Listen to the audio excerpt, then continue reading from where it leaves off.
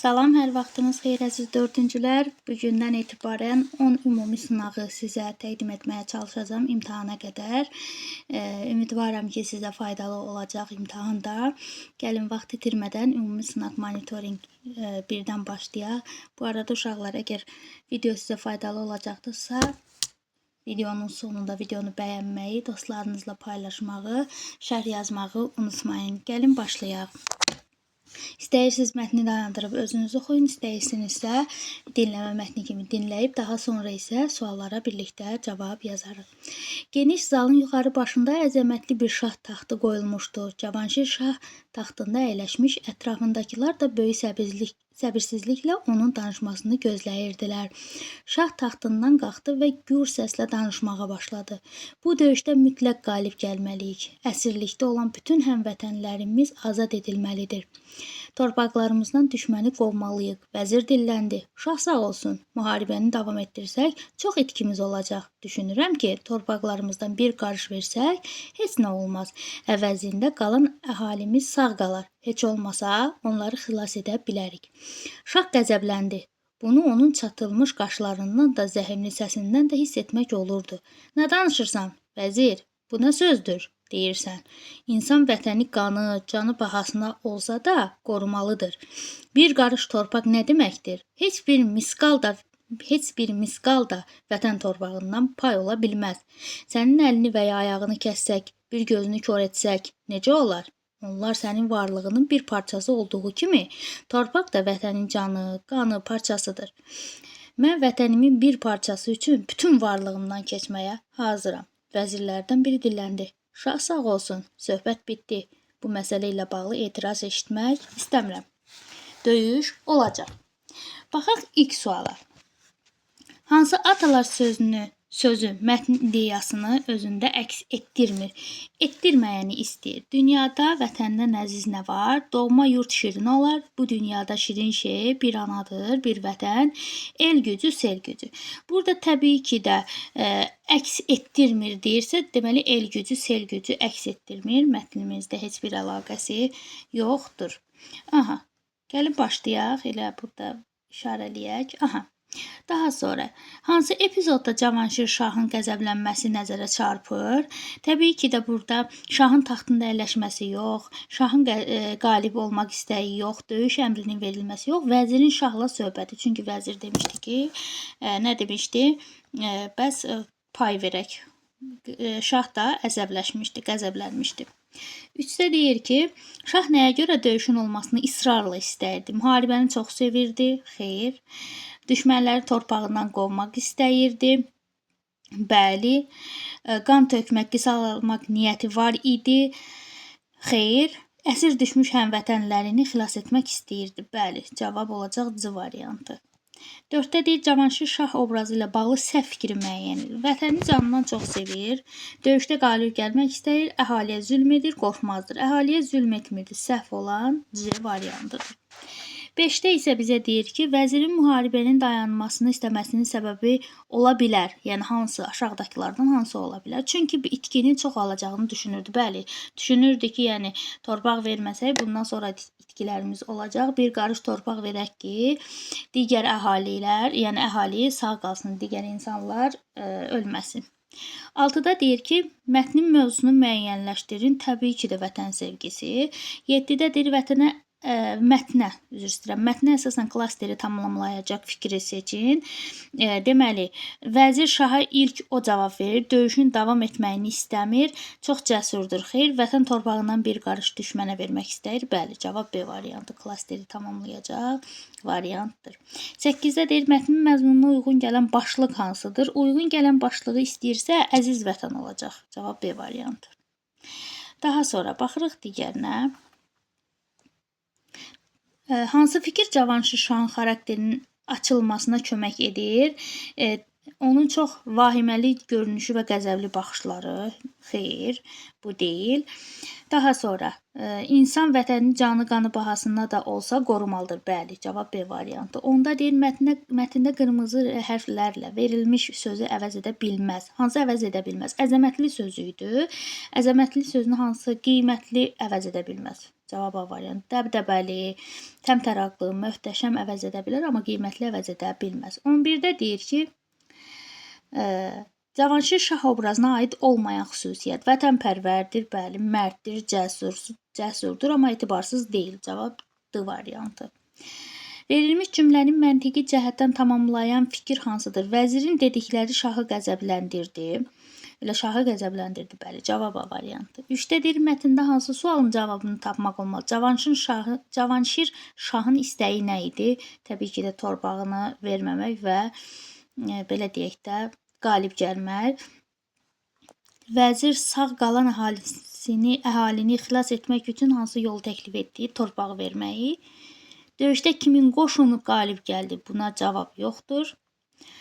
Yəni C variantıdır. Mətnlə bağlı verilmiş fikirlərin hansı düzgün deyil, düzgün olmayanı istəyir? Cavanşir şahın həyatından bəhs olunur, xeyr. Cavab A variantı. 15-də deyir, Cavanşir şahın fikrincə, görək fikrincə nə olub? Torpaq vətənin bir parçasıdır, bəli. Cavab B variantı. Növbətiyə baxaq. Gələrsən, görərsən qalası. Deməli, Gələrsən, görərsən qalası Şəkinin Kiş kəndinin şimal-şərqində Qaratəpə dağının üzərində yerləşir. Qaratəpə dağının arxasında isə yüksək dağlar sıralanır. Qalanın belə bir yerdə salınmasının əsas məqsədi odur ki, sıldırım olduğuna görə qalaya öndən, arxadan və çay tərəfdən hücum etmək mümkün olmasın. Qala ilə Kiş kəndi arasında ərazi qala düzü də adlanır. Gələrsən, görərsən qalası sındırılmış çay daşlarından inşa edilmişdir. Şəki şəhərinin özü qala divarları ilə əhatə olunmadığı üçün düşmən hücum edən zaman əhali Gələrsən, görərsən qalasına sığınırdı. Qalanı seyr etdikcə qadadan amansız savaş və qovğalardan xəbər verən ötən çağlar gözümüz qarşısında canlanır. Adama elə gəlir ki, bu qalanın möhkəm divarları, uca bürcləri, nəhəng qüllələri öz əzmi ilə yenilmək, əyilmək bilməyən igidləridir. Ana yurdun keşiyində dayanıb. Qalada aparılan araşdırmalar nəticəsində burada bişmiş kərpicdən və çay daşlarından tikilmiş yaşayış evlərinin qalıqları, su quyuları, saxsı qab-qırıqları, hovuz və sair aşkar olunub. Qalanın neçənci əsrdə və kim tərəfindən tikildiyi barədə dəqiq məlumat yoxdur. Tarixçilərin verdiyi məlumata görə 1743-cü ildə Nadir Şah böyük qüvvə toplayıb, təpədən dırnağa qədər silahlanmış 30 minlik qoşunu ilə Şəkiyə yürüş edib. Düzənlikdə açıq savaşda onunla bacara bilməyəcəyini dərk edən Şəki vilayətinin hakimi Hacı Çələbi xan qalaya sığınaraq müqavimət göstərməyi qərara alıb. Nadir Şah Hacı Çələbi xana məktub yazaraq qalanın təslim edilməsini tələb etmiş, əks halda torpağını yerlə yeksan edəcəyini, qaladakıların hamısını qılıncdan keçirəcəyini bəyan edib. Qalanın igid müdafiəçiləri isə ona açıq cavab verərək gələrsən, görərsən deyiblər. Azərbaycanın tanınmış şairləri çoxdur. Bir çox yazıçılar öz əsərlərində Gələrsən, görərsən qalasından yəqin ki, bəhs ediblər olacaq. İndi baxaq birinci suala. Yəni, bu mətnin ilk sualına. Nömrələnmiş cümlələrdən hansı mətnə uyğun gəlmir? Təbii ki də dördüncü. Orada dördüncü hansıdır? Baxın, bu. Azərbaycanın tanınmış şairləri çoxdur. Daha sonra, qalada aparılan araşdırmalara əsasən aşkar olunub, yəni nə aşkar olunub? Şah və ailəsinə məxsus geyimlər, saxsı qırıqları. Bəli. Cavab B variantı. 18-də deyir, qalanı qoruyan məğrur igidlərə bənzəyir. Yəni, hansı bənzəyir? Qalanın möhkəm divarları. Bəli, cavab C variantı. 19-da deyir, mətnin məntiqi sonluqla tamamlayın. Mən bayaq demişdim deyəsən, bəhs etmişlər. Cavab A variantı.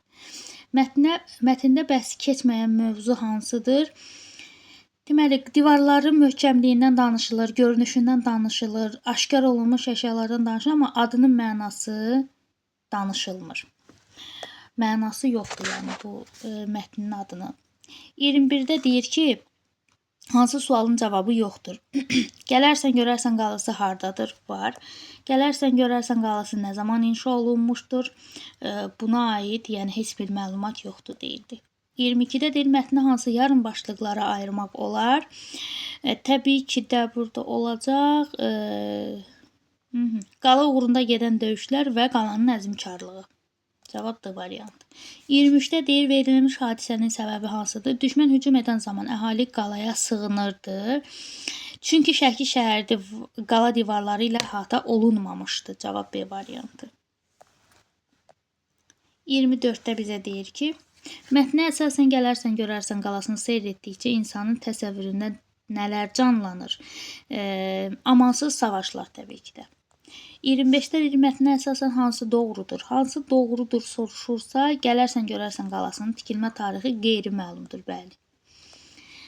Gələrsən görərsən qalasının yerləşdiyi yer haqqında məlumat mətnin hansı hissəsinə aiddir? Yerləşdiyi yer haqqında məlumat təbii ki də giriş hissədə bizə verilib. 27-də deyir Nadir Şah Hacı Çələbi xandan nəyi tələb etmişdir? Qalanın təslim edilməsini. 28-də isə bizə deyir ki, biri mətndəki fərqləndirilmiş sözü əvəz edə bilər. Orada böyük idi, yoxsa hansı bir çevirim? Nəhəng. Nəhəngi əvəz edə bilər iri. 29-da deyir Şəki qalasının müdafiəçiləri hansı xüsusiyyətlərlə yadda qalmışdır? Hansı xüsusiyyətlərlə yadda qalmışdır? Cəsarət və mətanət ilə. Cavab B variantı. 30-da və sonda deyir ki, mətnə əsasən Nadir Şahla bağlı deyilən fikirlərdən biri səhvdir. Hacı Çələbiyə hədə qorxu gəlmişdi, düzdür. 30 minlik qoşunu ilə Şəkiyə hücum etmişdi, düzdür. Çələbiyə məktub yazaraq qalanı təslim etməsini tələb etmişdi, düzdür. Şəki hakimindən qorxub geri çəkilmişdi, xeyr. Cavab burada olacaq D variantı. İndi uşaqlar, gəlin keçək riyaziyyata.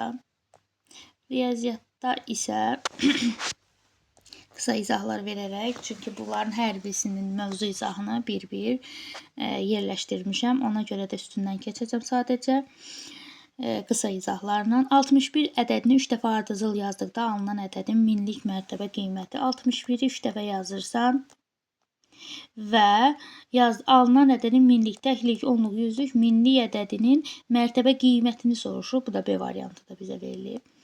32-də deyir 2355-dən 265 vay kiçik ədədlə 588-in cəmi neçəyə bərabərdir? Deməli 2355-dən 200 neçədir o?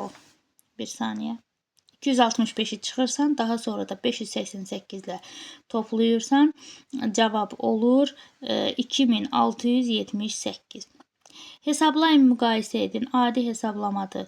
6325-i 3-ə vurursan, daha sonra 2164-ü 9-a vurursan, hansı böyükdür, hansı kiçikdir, aralarında işarəni qoyursan. İndi deyir əməllər ardıcıllığı. Əməllər ardıcıllığı da çox sadədir. Deməli, burada birinci bölməni həll edirik, daha sonra çıxmanı, ya da belə yazım. Üzr istəyirəm. 1, 2, 3, 4. Yəni burada hansı formada olacaq? Baxaq. Yox, üzr istəyirəm. Yox. Niyə? Çünki mən bu mötərizəni qaçırtdım. 1, 2, 3, 4. Yəni birinci bölmə, sonra çıxma, sonra toplama, sonra vurma. Cavab A variantı. Yük maşınında 35 yeşik, hər yeşikdə 16 detal var. Yük maşında cəmi neçə detal var? Heç nə 35-i 16-ya vurursan, bu da eləyir. Deməli 560. Cavab D variantı. AOC bucağı 40 dərəcə, COD bucağı və DOB bucaqları bir-birinə bərabər olarsa, DOB bucağının dərəcə ölçüsünü tapın. Deməli, burada nə iş görürük? 180-dir ümumi. 180-dən 40 çıxırıq, eləyir 140. Axı 2 bucaq verilib, deyir bir-birinə bərabərdir. Deməli, 2-yə bölərəm. 2-yə böləndə də eləyir 70. Yəni, cavab olacaq C variantı. Kəsirini ixtisar etsək, hansı kəsiri alınar? Təbii ki də 2-yə ixtisar eləsək 9-da 8 alınacaq. Bu da A variantında bizə verilib. Hansı variantdakı məbləğ 0,8 manata bərabərdir? Yəni 80 qəpiyə bərabərdir. 80 qəpiyə də bərabər olan A variantıdır. Parkda hər 8 metrdən bir skamya yerləşdirdilər. Cəmi 12 skamya yerləşdirilibsə, ilk və son skamya arasındakı məsafə təbii ki də şifahi sualdır. 88 metr olmuş olacaq bir əksinə. Vururuq. Daha sonra baxırıq 40-a. 40-da bizə deyir ki, mən niyə belə oldu bu? Deməli, deyir ki, A7 olarsa ifadəsinin qiymətini sadəcə hesablayarsınız. 7-ni yerinə qoyub hesablayacaqsınız. 16.555-i 7-yə bölürsünüz. Ondan sonra da cavabını 2354 ilə toplayırsınız, cavabı alırsınız. Burada cavab olacaq D variantı.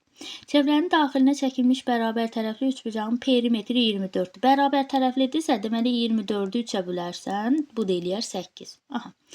Çevrənin diametrini tapın. Diametri də bir tərəfi əgər 8-dirsə, buradan bura tutaq ki 8-dir. Buradan bura da 8-dir. Yəni 8-i 2-yə vursan eləyir 16 cavab D variantı. Aha, dairəvi diaqram. Biz diaqram mövzusuna deyəsən baxmamışıq. Çox sadə, asan olduğuna görə mövzu izahını verməmişdim. Gəlin burada baxaq dairəvi diaqrama. 4 ay ərzindəki günəşli günlərin sayı verilmişdir. Buna əsasən 42-44-cü sualları cavablandırın. Yaxşı. Yaşıl may, mavi iyun, qırmızı iyul, sarı da avqust aylarıdır. 42-də deyir ki, hansı ay günəşli günlərin sayı daha çoxdur? Təbii ki də gözümüz görür ki, 28, yəni avqustda daha çoxdur. Cavab D variantı. Uzatmağa ehtiyac yoxdur. Ya gün aylarında cəmi neçə gün günəşli olub, cəmini soruşursa, hamısını toplayırıq. Hamısını toplayanda da bizə 77 vermiş olacaq. May və iyun aylarındakı günəşli mayda nə qədər var? 20. Aha. Daha sonra iyunu deyir. İyunda nə qədər var? 25. Aha, eləyir 45. Nə istəyir? Avqust ayındakı günəşli günlərin sayında nə qədər çoxdur? Avqustda var 28. Çıxırsan 28-i eləyir 17. Bu da vermiş olacaq bizə A variantını. Daha sonra baxırıq 45-ə. 45-də bizə deyir ki, 65.565-dən kiçik minlik mərtəbə qiyməti 4000 olan ən böyük tək ədəd neçədir? Tək ədəd deyirsə, ən böyüyü də deyirsə, rəqəmlərin müxtəlif demirsə 64999 olmuş olacaq. Yəni bunu sadəcə mən oturum bir-bir onu axtarım, tapım, xeyr.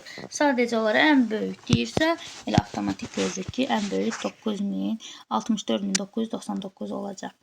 46-da deyir ki, hansı ədədi 10 minliklərə qədər yuvarlaqlaşdırdıqda özündən kiçik ədəd alınır. Aha, özündən kiçik ədəd nə deməkdir uşaqlar?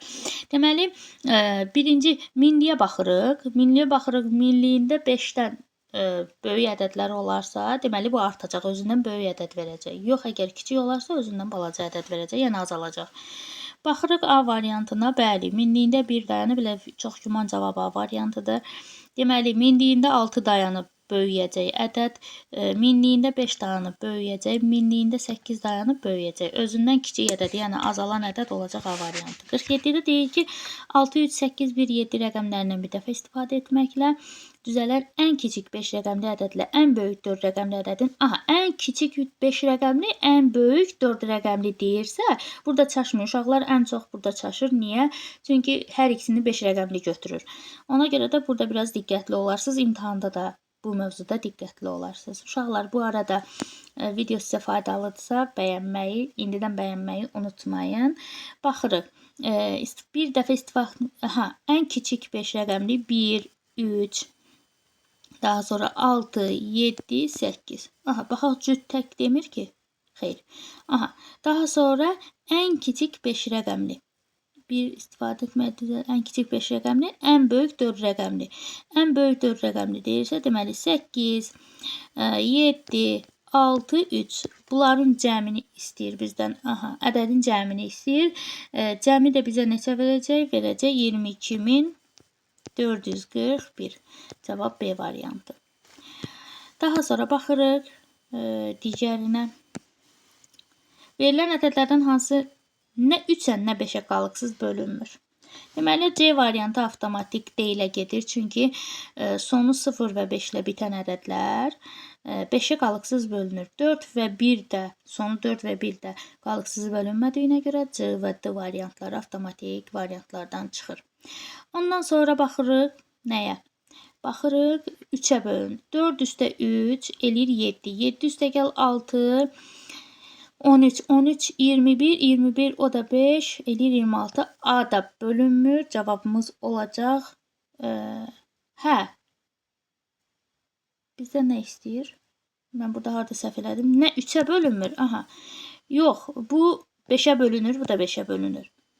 Baxaq, 5, 14, 23, 24. Bu 3-ə bölünür. Bu nə 3-ə, nə də 5-ə bölünür. Cavab C variantı, üzürlü say. Aha. Daha sonra 2 ağacdan 125 kilogram alma yığdılar. Birinci ağacdan ikinci ağacdakindən 15 kilogram çox alma yığılmışdı. İkinci ağacda nə qədər alma yığıldı? Aha. Deməli, bunu iki ağacdan 125 alma yığıldı. Yaxşı. Gəlin komissiya modeli quraq. Birinci ağac, ikinci ağac. Mən x-lə hesablayacağam. Deyir ki, 125 kilogram ağac yığıldı. Birinci ağacdan ikinci ağacdakindən 15 kilogram çox. Aha. Birinci ağacdan ikinci ağacdakindən 15 kilogram çox. Yəni 15 kilogram çoxdur. İkinci ağac bilinmir nə qədərdir. Ona görə indi tapacağıq. X üstəgəl x eləyər 2x üstəgəl 15 bərabər 125. 2x bərabərdir 125-dən çıxıram 15-i. 2 vurulsun x bərabərdir 110. Sonra 2 vurulsun x bərabər x bərabərdir 110 bölünsün 2. Buradan da x bərabərdir 55. Bizdən nəyi soruşur? İkincini soruşur, elə 55. Yox, birincini soruşsaydı 55 üstəgəl 15 olardı. Bu da bizə 70-i verərdi.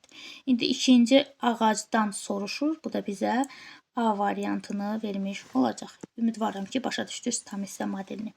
Tənliyi həll edin. İlk öncə sağ tərəfi həll edirik. 300-dən 12 çıxanda eləyir 200. Deməli, 88. Daha sonra bölürsən. Bölürsən 36-ya. Böləndə 36-ya nə qədər düşür? Düşür 8 dəfə. Bu qədər sadə. Aha. Gəlin indi koordinata baxaq. Koordinat şəbəkəsinə baxaq. Aha. C nöqtəsi koordinatları hansıdır? C nöqtəsi koordinatları 1, 2. Daha doğrusu 2, 1. 2, 1 hardadır? D variantında. Düzdür? Bəli, düzdür. Koordinat başlanğıcından 4 vahid yuxarı, baxın 4 vahid yuxarı, 8 vahid sağda yerləşən nöqtə hansıdır? Deməli, burada olacaq 4 vahid 1, 2, 3, 4.